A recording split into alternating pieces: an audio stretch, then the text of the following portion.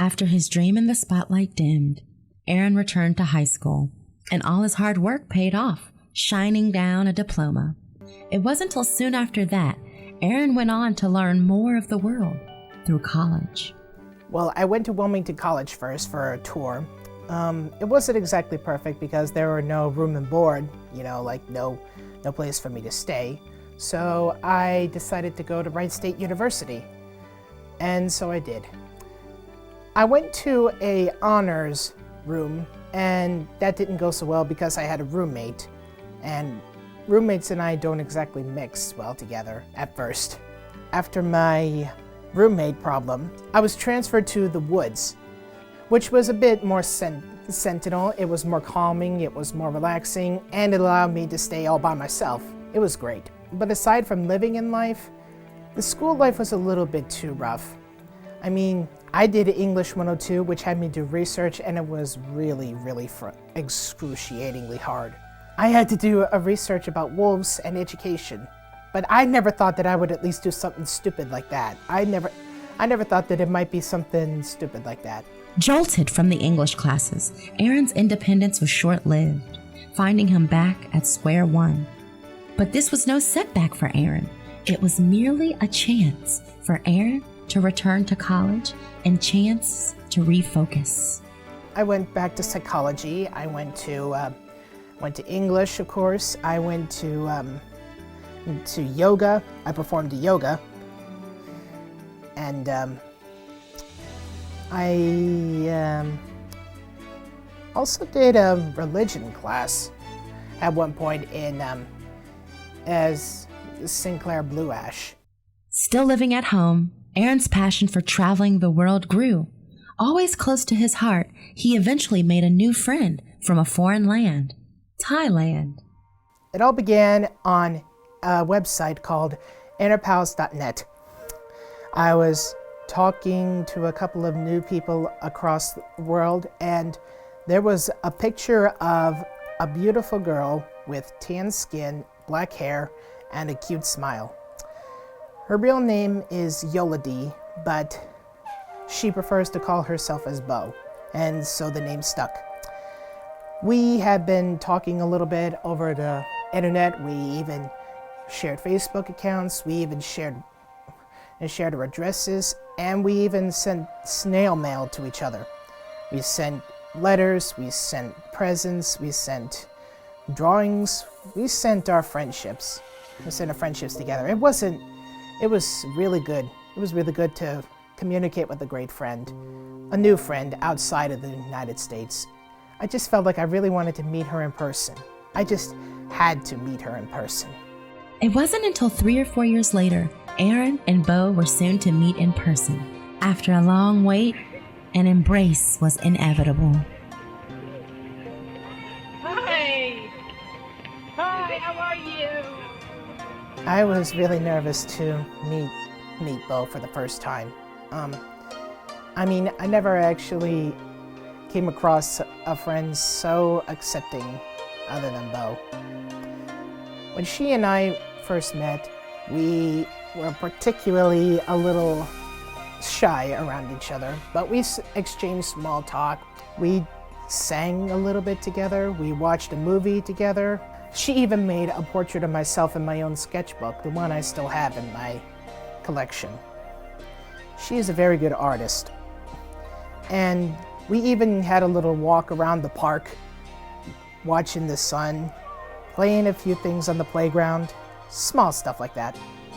After a short week, Bo had to return home, but the connection between them stayed strong.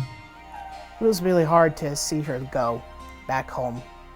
It was really hard to see her go back to her family. She even cooked meals for everyone else and the new members of the family she never met before, and they all accepted her as one of our own. We still exchange snail mail. We still exchange a few talks, a few private chats. We just love each other as friends, that's all. We talk about our situations, we talk about our problems, we talk about how to solve them. We are particularly strong friends right now. Even though he was happy, Aaron wasn't satisfied until finding his niche in the economy. The only job I have right now is that I am a really, really strict dishwasher in Burger King. It left my hands clammy, it left my thumb in a wrinkle, and it even almost got my hair got mixed up with the grease. And when cleaning the hoods up there, it wasn't exactly a picnic for me. Felt like I'm the only sensible guy in the work environment. I just needed to find a work environment that's sensible as I am. Noticing how his talent was hidden away from the real world, his mother, Cheryl, reached out to a source of hope. I listened to Warm 98 a lot, and so I heard Phil Brown on there because he was on there regular for a long time. And then I started hearing, probably, has it been 3 years, I guess, first time was when we went, heard a advertisement for the school and called to get some information, and Phil called back and he said, "This is Phil Brown from the Ohio Center for Broadcasting." And I said, "Well, yes it is," because I knew his voice. I was first introduced to the Ohio Center for Broadcasting by my mother. She told me about a person named Phil Brown was working on my favorite radio station, Warm 98. She thought that it would be a perfect opportunity for me to find a real job with it. He was just around, probably going on 19 then. No, he was already, about 19, early 20. And he wasn't quite sure if he wanted to do it, so waited. And then about almost 2 years passed when we looked in. I heard the advertisement again, and I said, "Hey, Aaron, maybe now." At first I thought, no, I wouldn't be able to do that because I'm more likely into the stage business, not more likely into broadcasting. "Let's check this back out again." And he's like, "Oh, I don't know." I said, "Oh, come on, let's just check this out." I said, "You're really good with acting and stuff." So, and this time when we went, by then they had introduced the media, the online internet and portion of, which was really the part that Aaron was most interested in. So we signed up and he didn't miss a day. When I first came over there, I was really intrigued to see how it is. Never thought about actually being a part of a TV, but I thought it would be cool to at least be on TV. So I gave it a second chance. Despite what Aaron first thought, he decided to give it a go. And it was thoughtful and more inspiring than he'd ever imagined. The school allowed me to fully operate a camera for the studio. It allowed me to make new friends. It allowed me to be a really good person to see how much a good person can at least be broadcast throughout the entire world. I'm really happy that they've seen the creativity I have and really, really hoping that they would at least see me succeed. Aaron, just his talent is amazing. His ability to focus singularly on something really gives him the ability to reach the vision that he's trying to find. That's something that not only is very useful to himself, but has been very useful to his class. Aaron was a joy to have in class. He's actually very funny, and I don't think people know his humor. He's made a couple of presentations at some student events that we've had. He's very funny. He's got a very good sense of humor, and we're going to miss him now that he's moved on. I told him before, he's going to make a lot of money. He's going to make a lot of money, yeah. Just a great kid.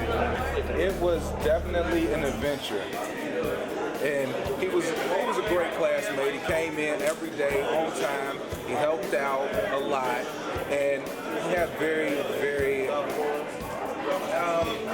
don't know the exact word to put it, but great, adventurous, out there ideas. And it was a pleasure. It was real positive. Just shy of 25 years, Aaron F. Davis continues to walk along his own path to a better and brighter future, not just for himself, but for the world. Just like a vast encyclopedia library, there are a lot of chapters that have been written or yet to be written in my life story. My story is just beginning, and so is everyone else's. But so much to see, so many new friends to meet, so much to experience, I can't wait for it. Right now, I'm on my way to find and share someone else's story. It could be about how they are attached to their favorite hobbies, their future dreams, or even something fun not for them but helpful for everyone.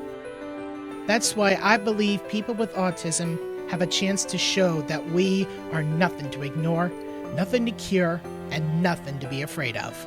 We are human, just like everyone else. And who knows? There may be a light in the distance for autism, for me, and for everyone. I thank you for listening to my story, and thank you for helping me start my journey on the road from autism. Oh, hello again, ladies and gentle viewers. I'm glad you enjoyed, or at least stuck around this entire video, and I hope you enjoyed it. Now, as you can see from my share problem, I kind of figured out a solution to all this. I don't need to wear a shirt. All at least that matters is that I really need to make a good impression on people. Really need to listen to their story. Really need to accept them with a clean slate, a clean... Oh my gosh, look at the time!